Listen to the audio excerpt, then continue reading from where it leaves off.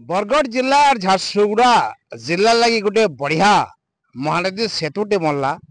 जेनटा कही होचे चिखली महुलपाली सेतु किंतु जेन झारसुगुड़ा साइड अर्थात पाखापाखि महुलपाली पाखे जेन रास्ता बर्तमान दरखिणिया पड़ी देखुन रास्ता केनता है केड़े केड़े ढुड़ा ढिपा इथे लोग माने किन सब जाना आना करुछन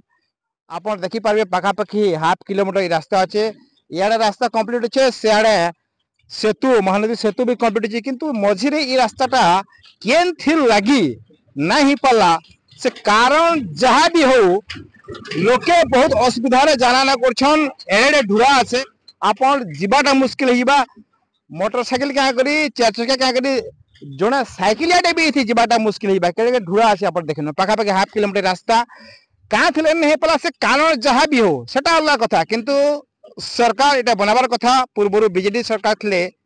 सेटा अलग कथा वर्तमान बीजेपी सरकार अछन सरकार जे भी थो लोकंकर ई प्रकार जिन असुविधा होछे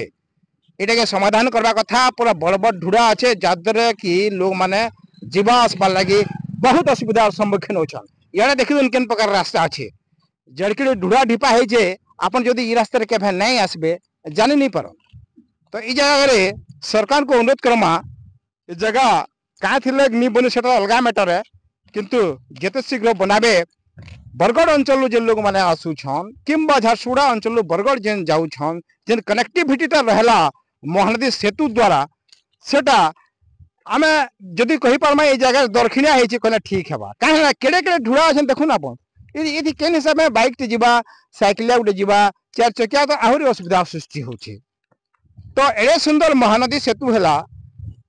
दुही साइड लोग माने जाना आना करि पारले किंतु ई जेन सामान्य किछि दूर रो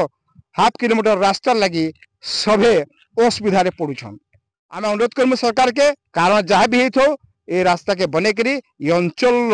लोग मानकर सुविधा करूँ महानदी सेतु पाखापाखि अंचल मुई हरीश कुमार भई एसटी बढ़िया।